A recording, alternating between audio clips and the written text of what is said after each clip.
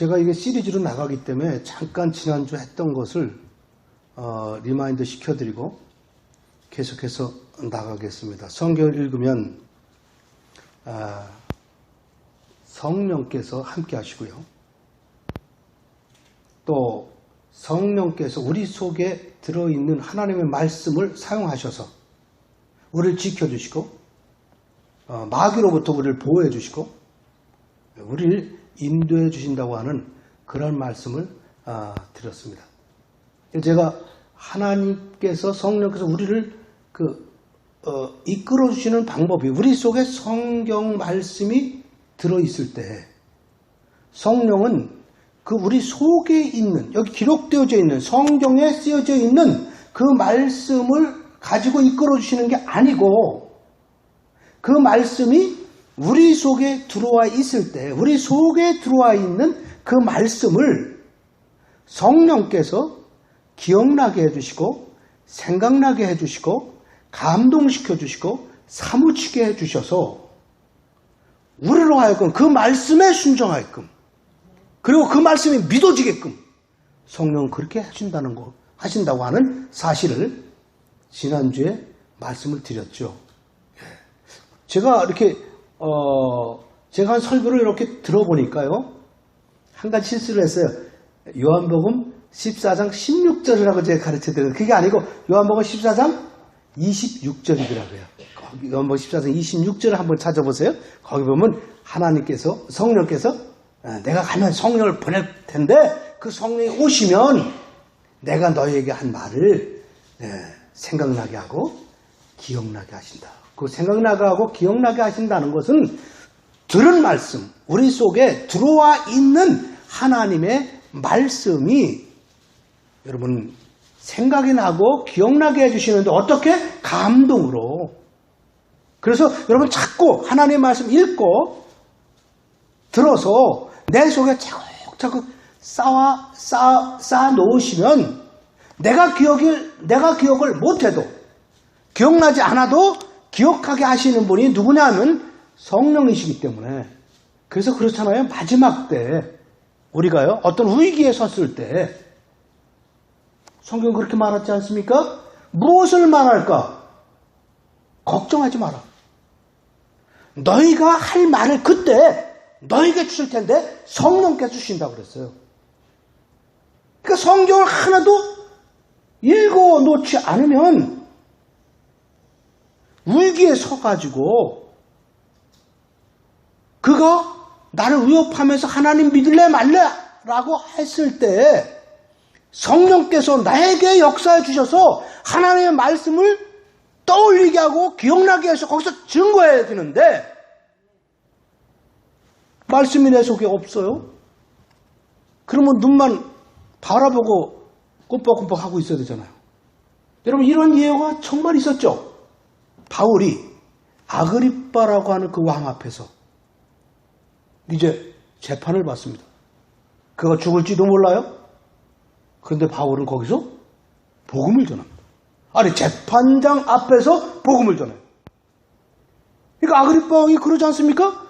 아니 내가 죄인된 몸으로서 내게 복음을 전하려 하는도다.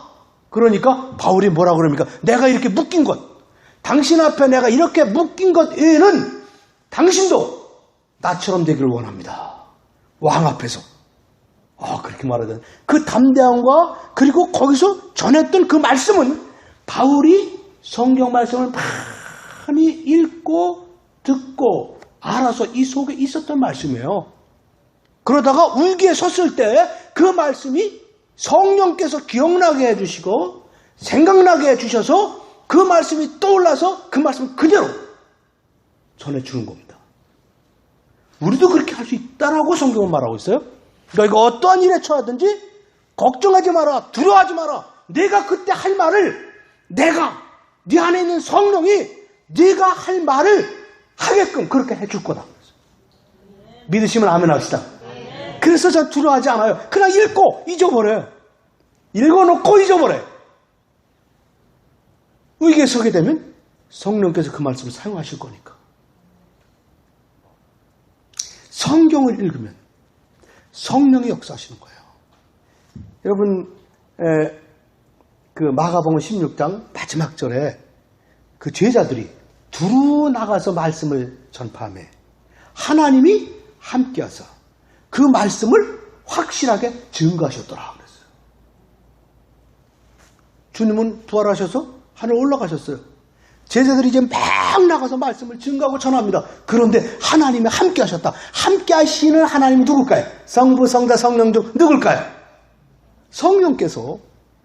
그래서 그들이 말을 전하는 그 말이 정말로 사람의 말이 아니고 하나님의 말씀이라고 성령께서 증거해 주시더라. 그러니까 성령은 하나님의 말씀이라고 이 땅에서 우리 입술을 통해서 증거해 주시는 분이시다. 그래서 이 말씀을 성령의 검이다. 이렇게 설명하고 있어요. 지난주에 그렇게 우리가 배웠잖아요. 하나님의 말씀은 성령의 검이시다. 하나님의 말씀은 성령이 사용하는 무기다. 하나님의 말씀은 성령이 쓰시는 웨폰이다.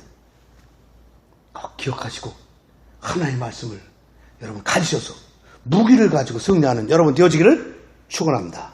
오늘은요, 하나님의 말씀은 우리를 겸손케 한다. 성경을 읽어야 될 이유입니다. 성경을 읽으면 하나님의 말씀이 우리를 겸손케 한다. 잠언서 18장 12절에 보면 이런 말씀이 있어요. 사람의 마음의 교만은 멸망의 선봉이에요. 겸손은 존귀의 앞잡이니라. 여러분, 내가 겸손하면요, 하나님이 나를 귀중히 여긴다는 거예요. 나를 쓰신다는 거예요. 나를 높이신다는 거예요. 잠언서 22장 4절에 이런 말씀이 있어요. 겸손과 여호와를 경외함의 보응은 재물과 영광과 생명이니라. 이 땅에서 최고 우리가 원하는 거 아닙니까? 재물. 물질이 있어야 아들한테 자동차도 사주고 말이죠. 친구들을 만나러도 갈 수 있고 자전거 타고 갈 수 없잖아요. 걸어서 갈 수 없잖아요 요새. 재물이 있어야 돼요. 하나님은 이것을 약속하고 있어요. 누구에게? 겸손한 자에게. 할렐루야. 내가 겸손하면 하나님은 나의 하는 사업과 나의 하는 모든 일들이 잘 되게 해주셔 재물을 하나님께 주신다. 뿐만 아닙니다. 영광케 해준다. 사람들이 그를 높인다. 정말 하늘에 있는 천사까지도 하나님의 아들로서 그 김 집사님은, 이 집사님은 정말 귀한 분이라고. 여러분, 그 세상에서 높은 자리에 앉게 만들어 놓으신다. 재물과 영광과 생명이니라. 생명. 하늘 날아가는 생명 뿐만 아니고 이 땅에 살 동안에 건강해서 사는 것. 겸손은 그렇게 중요해요. 겸손해야 됩니다.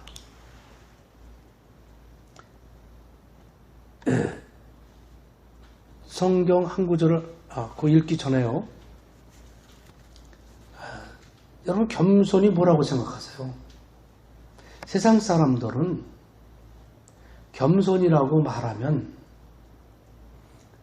좀 이렇게 낮아지고 해야 될 말도 좀 안 하고 약간 좀 바보처럼 그렇게 사는 것을 겸손이라고도 합니다. 또 남을 너무 배려해줘서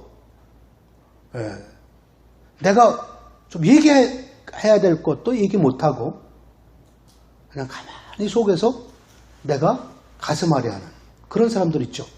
그런 사람들을 우리는 좀 이렇게 겸손한 사람이다, 이렇게들 말을 하기도 합니다. 근데 성경에서 말하는 겸손은 그것을 포함해서 성경에서 말하는 겸손 한 발자국 더 나가서 하나님 앞에 겸손입니다. 한번 해볼까요? 하나님 앞에 낮아지자. 이게 귀중한 겁니다. 성경을 읽으면요, 하나님 앞에 낮아지게끔 돼 있어요. 낮아지게끔 돼 있어요. 여러분, 지난주 숙제 다 하셨나요? 숙제 검사를 좀 해야 되겠는데 예. 다 읽으셨죠? 예, 저 읽으신 거로 제가 이해하고 그럼 검사를 좀 하겠습니다. 질문을 좀 해야 되겠는데 갈라디아서에 제일 많이 나오는 내용이 한 가지가 있어요. 여러 가지 있는데 그게 뭐냐면 내가 죽었다는 겁니다. 그리고 내 안에 그리스도께서 사신다는 거예요. 내가 죽었다는 말이 몇 번 나올까요? 다 읽으셨잖아요? 10번? 5번? 내가 죽었다. 죽었다는 거예요. 4번 나옵니다. 4번. 아시면서 뭘 모른 척해지고 이렇게 겸손하셔서 그런지 4번 나와요. 4번. 첫 번째 나오는 것이요. 2장 19절하고 20절 두 군데 나오고요. 거기는 뭐가 나오냐? 2장 19절에는요. 내가 율법에 대해 죽었다 그래요. 율법에 대해. 율법에 대해 죽었으니까 이제 율법 안 지켜도 되는구나. 그게 아니고요. 율법을 통해서 내가 구원 얻으려고 하는 율법의 목적, 구원 얻으려고 하는 율법을 통해서 구원 얻으려고 하는 그런 목적이 죽었다는 거예요. 우리는 율법을 통해서 구원 얻을 자가 아무도 없어요. 율법은 죄를 깨닫게 하려 함이라. 우리로 하여금 죄인임을 가르쳐주는 것이 율법이에요. 네. 바울은 내가 율법을 향하여 죽었다 그랬어요. 율법을 향하여 죽었다는 것은 율법을 통해서 의로워지려고 하는 그 목적을 포기했다. 그럼 어떻게 의로워질 수 있느냐? 믿음으로 의로워지는 겁니다. 믿음으로 구원받을 수 있어요. 두 번째는요. 20절에 나와요. 2장 20절. 2장 20절에는 내가 그리스도와 함께 십자가에 못 박혔나니 이제 내가 사는 것은 내가 사는 것이 아니요 그리스도께서 산다라고 말하고 있어요.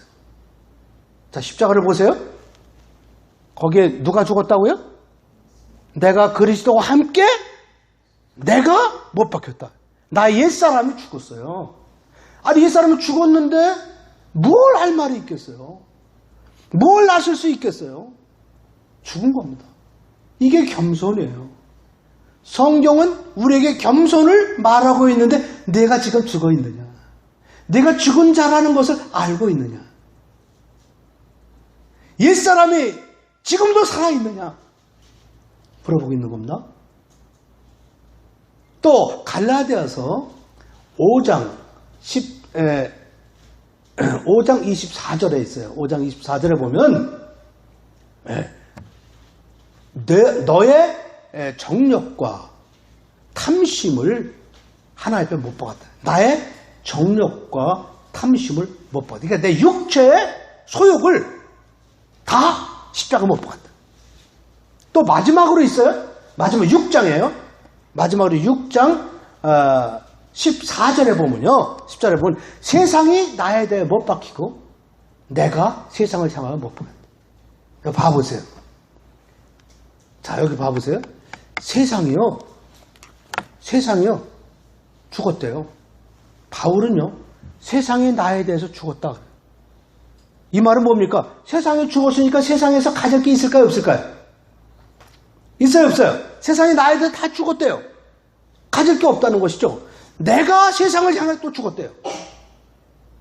내가 세상을 향해서. 그러니까 세상을 향해서 내가 건질 게 없다는 것이죠. 내가 죽었다는 것이죠. 4번 나와요. 겸손은요. 십자가를 보면서 죽은 나를 보는 겁니다. 지난주에 얘기했죠? 십자가에서 뭘 보냐고요? 십자가에서 예수님을 보면 안 돼요. 예수님은 거기 안 계세요. 예수님 못 박히실 때 나도 함께 못 박히고 나의 옛사람이 내 정욕과 탐심이 다 거기 못 박힌 거예요. 세상도 못 박혔어요. 나도 못 박혔어요. 여기까지 들어가는 게 겸손해요. 이제 내가 사는 것은 나를 위하여 십자가에 죽으신 우리 주 예수 그리스도를 믿는 믿음으로 사는 것이다. 내 안에서 그리스도가 산다는 겁니다.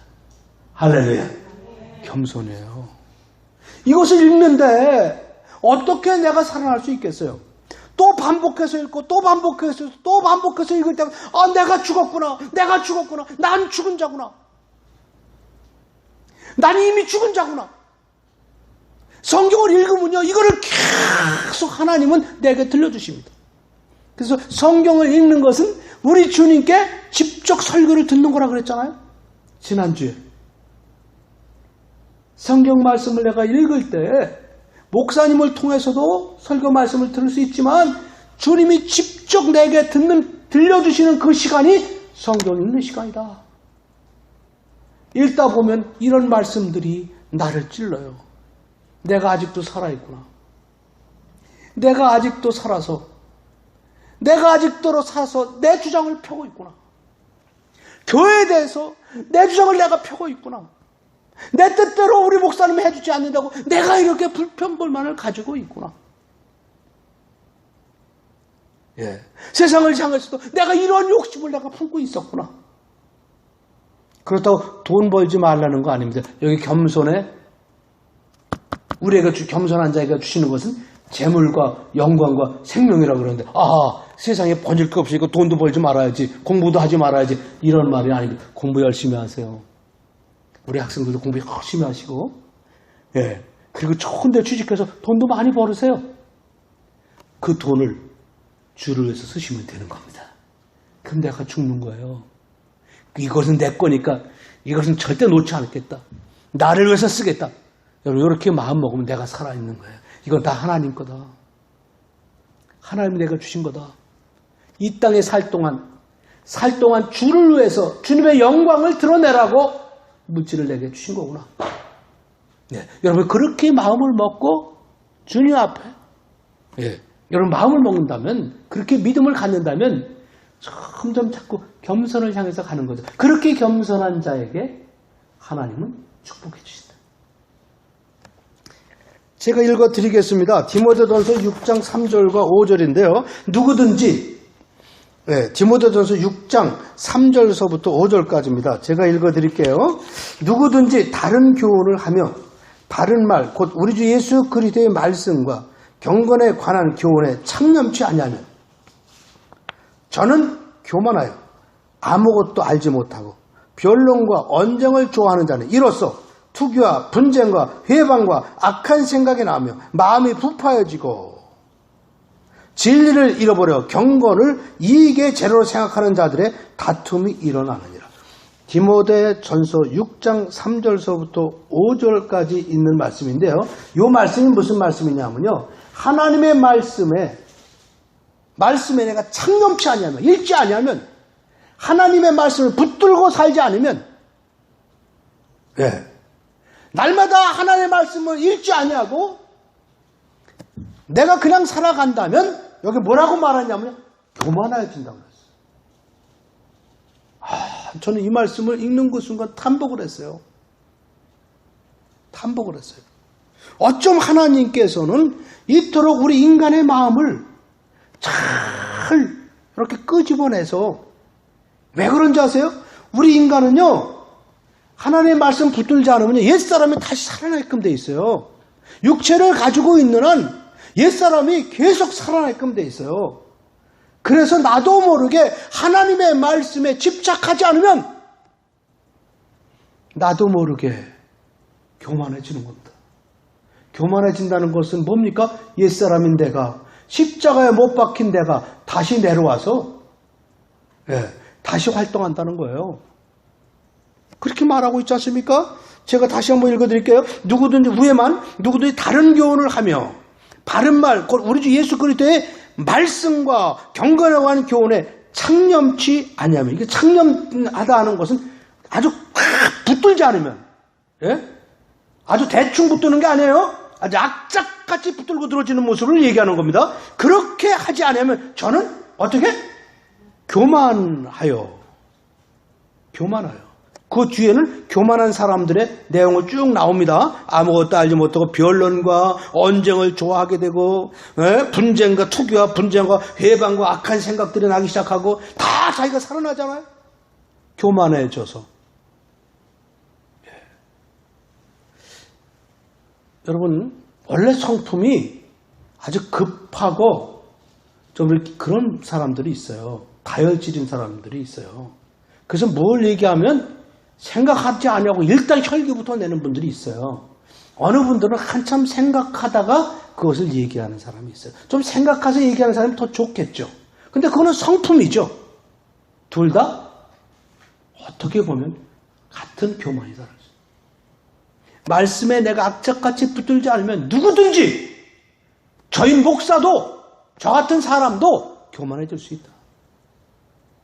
교만해질 수 있다.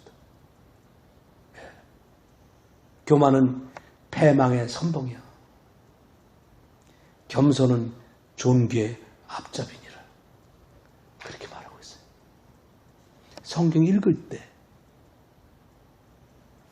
마지막 하나 더 잠깐 더 이야기하고 가겠습니다. 하나님의 말씀을 읽으면 형통의 복을 주십니다. 한번 해볼까요? 하나님의 말씀을 읽으면 형통케 하신다. 형통의 복이라고 하는 말은요, 이런 말이에요. 세상에 있는 모든 사람은요, 어려움이 와요. 하나님을 믿어도. 자, 보세요. 태양이 뜨잖아요. 태양은 예수 믿는 사람에게 비춰주나요? 안 믿는 사람에게도 비춰주잖아요. 비가 내리잖아요. 비가 내리면 예수 믿는 사람에게만 비를 주십니까? 안 믿는 사람에게도 줘요. 이와 같이 우리가 믿는 사람에게건 안 믿는 사람이건 힘든 일, 어려운 일이 올 수 있고요. 안 믿는 사람이건 믿는 사람이건 좋은 일이 일어날 수 있어요. 그런데요, 하나님을 믿는 사람들, 특히 하나님의 말씀을 쫓아 사는 사람들에게는 하나님께서 형통의 복을 주시겠다. 그럼 형통의 복이 뭔가요? 항상 좋은 일이 일어나는 걸까요? 한번 성경을 보면요, 그렇지 않습니다. 형통했던 사람들의 모습을 한번 봐볼까요? 요셉 같은 사람, 아주 굉장한 사람이죠. 요셉 같은 사람은 하나님께서 함께 하셔서 그의 하는 곳마다, 가는 곳마다, 일하는 곳마다 형통케 하셨더라고요. 그런데 요셉이 어땠습니까? 그냥 좋은 일만 일어났나요? 형제들에게 배반을 당해서 애굽으로, 노예로 끌려갑니다. 그 종살이합니다. 그게 형통인가요? 그런데 거기에 보면 하나님께 함께 하셔서 요셉을 형통케 하셨더라. 이렇게 써 있어요. 종살이 하는데도 형통케 하셨대. 그거로 끝난 게 아니에요? 좋은 일이 일어난 게 아닙니다. 그 다음엔 감옥에 들어갑니다. 종살이에서 더 나빠져요. 무슨 살이? 감옥살이. 그런데 감옥에 있는 요셉에게 하나님이 함께 하셔서 그에게 형통케 하셨다. 그럼 형통이 뭘까요? 그냥 좋은 일만 일어나는 거예요? 나쁜 일이 벌어졌잖아요. 미국에 우리가 이렇게 온 게 아니고 이민 왔잖아요. 그런데 우리가 잘 살고 있잖아요. 이렇게 사는 게 아니고 노예로 끌려가서 이민살이를 하는데 노예로 끌려가서 종살이 합니다. 우리가 생각하는 형통하고 다르잖아요. 성경에서 말하고 있는 형통이 뭘까요? 그렇다면 성경에서 말하고 있는 형통은요, 어려움이 오더라도 믿음으로 어려움을 뚫고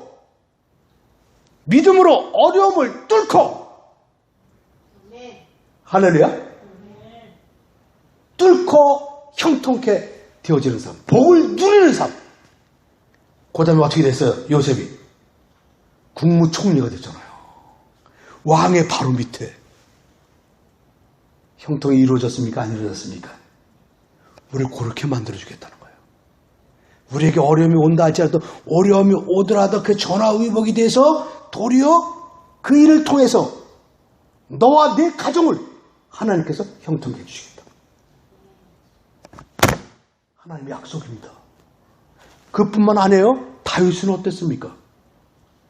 다윗은요, 목동이에요. 양을 치는 자예요.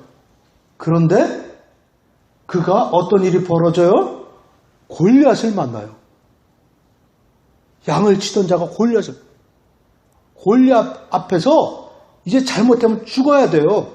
무기도 없어요. 돌멩이 5개 들고 달려듭니다. 근데 골리앗을 이기잖아요. 그 어려움을 뚫었잖아요. 그리고 왕의 사위가 됩니다. 왕의 사위가 돼서 끝난 게 아니에요. 왕이 말이죠. 사울 왕이요, 다윗을 죽이려고 날마다 쫓아다녀요. 사위를 죽이려고. 자기 딸의 남편인데 도망쳐 다니지 않습니까? 날마다 이슬을 맞으면서 얼마나 고생하는 내용이 사무엘상에 쭉 나와 있어요. 마지막에 어떻게 됩니까? 그 고난을 뚫고 왕으로 만들어놓잖아요. 여러분에게 어려움이 있습니까? 고난이 있습니까? 예. 커다란 병이 있습니까? 가정에 큰 어려움이 있고 사업에 어려움이 있습니까? 여러분 형통한 자입니다. 형통의 복을 받은 자 믿음으로 뚫으시길 바랍니다. 그렇게 믿음으로 뚫으려면 어떻게 되느냐? 하나님 앞에 순종하면 돼요. 하나님의 말씀에 순종하면 됩니다. 여러분 이것은 우리 믿는 사람의 기본이에요. 교회만 들어오면 누구든지 이것을 다 알아요.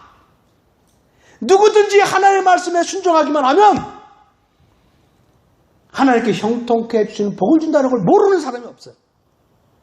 초등학교 다니는 아이들도 다 알아요. 그런데 우리가 왜 형통의 복을 못 받는 사람들이 있을까요? 왜 그럴까요? 순종을 하지 않기 때문입니다. 뭐 간단해요. 순종하면 형통의 복을 준다. 신명기 28장에도 보세요. 너희가 내 말을 지키면 들어와도 복을 받고 나가도 복을 받고 네 자녀가 복을 받고 네가 키우는 우양도 복을 받고 뭐든지 복을 주시겠다고 말씀하고 있는데 왜 우리가 그걸 모르나요? 다 알고 있죠. 아는데 순종이 안 돼요. 순종하면 되는데 순종을 못해. 왜 그럴까요? 왜 순종을 못할까요? 믿음이 없기 때문입니다. 로마서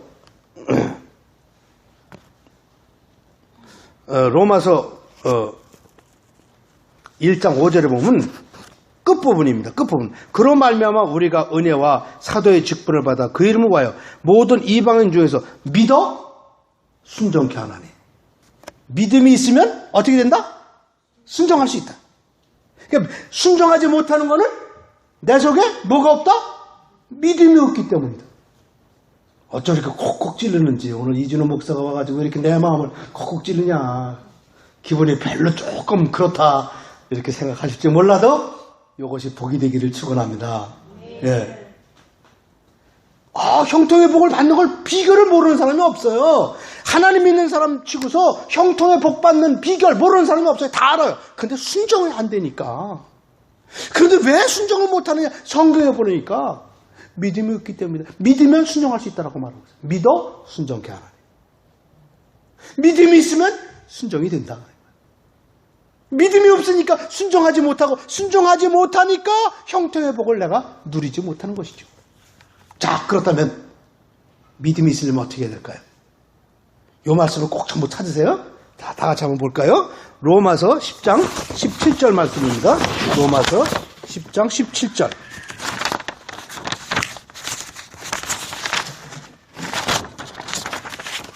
네, 로마서 10장 17절.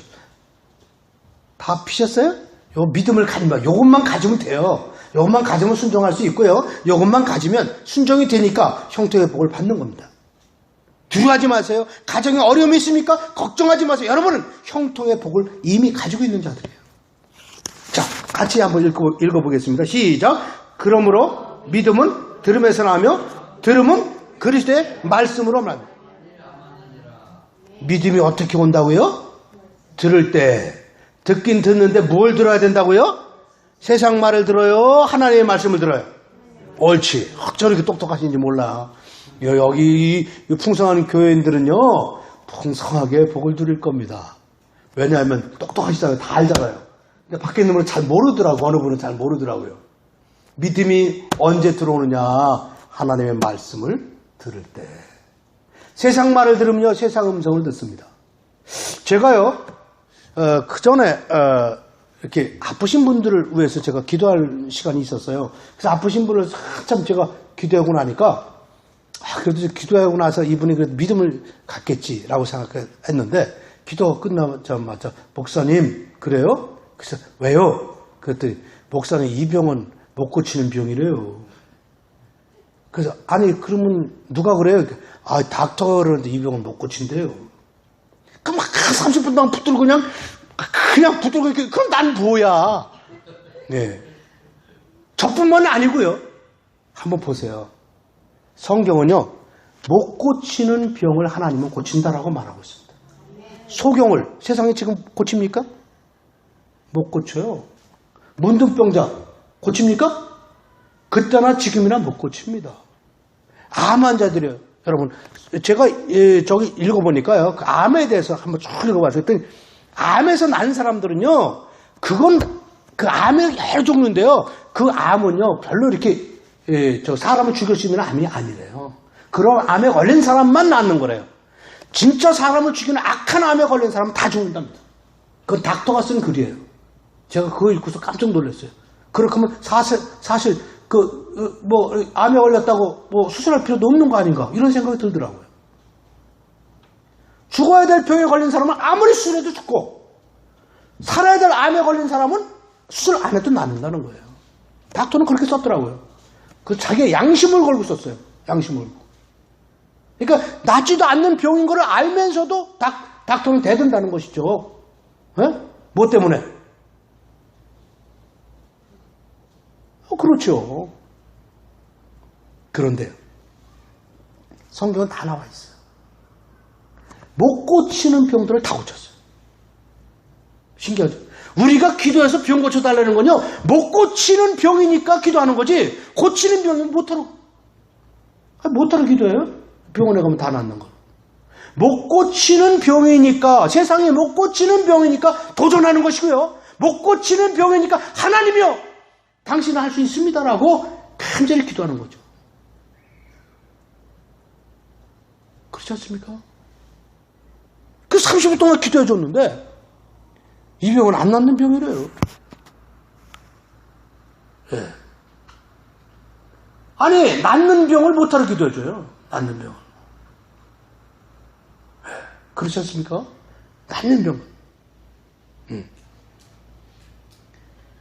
형통이 어떠한 병에 걸렸다 할지라도 어떤 위기에 있다 할지라도 주님이 할 수 있다라고 명령하시면 순종하면 되는 겁니다. 그렇잖아요?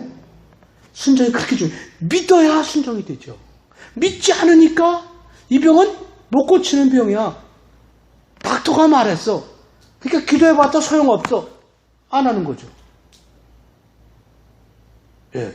믿음이 없으니까. 그런데 성경을 읽으면 여기 보니까 그렇게 돼 있어요. 믿음은 들음에서 나며 들음은 그리스도의 말씀으로 하나님 말씀. 여러분 들어라는 말은요. 읽어라 하는 말하고 같은 말이에요. 구약의 옛날에 지금은요. 우리가 성경책 이렇게 두꺼운 걸 가지고 다니지만 옛날에는 두루마기로 돼 있어요.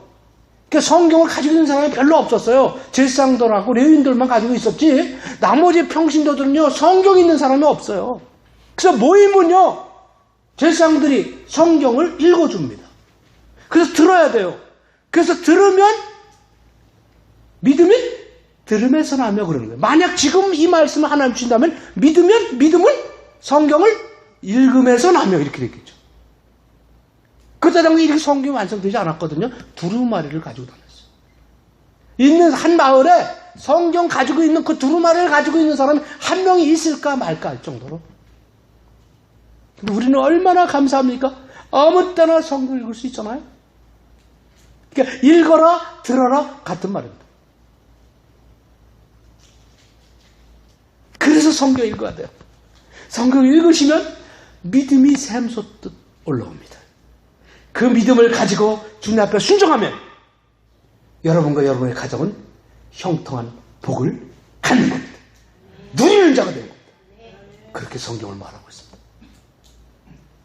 성경을 다 읽으면 좋지만 또 하나 숙제를 해줄게요. 숙제를 잘 해오셔서 다음에 제가 여러분과 만날 때는 여러분 빌립보서는 4장밖에 없어요.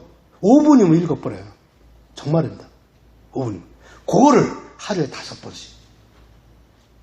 자, 갈라디아서를 하루에 5번씩 읽고 요걸 또 5번씩 읽고 그러면요. 여러분 다음에 만날 때는 아마 여기 100번 이상 읽으신 분이 있을 거예요. 굉장히 내가 믿음 안에서 믿음의 질이 콰일릿이 높아졌다는 걸 알게 될 겁니다. 아니, 많이 읽으면 더 좋아요. 그러나 못 읽더라도 빌립보서, 갈라디아서하고 빌립보서 붙을 건 들어줘 보세요. 약속 꼭 지키세요. 다음에 올 땐 제가 탁 또 체킹할 거예요.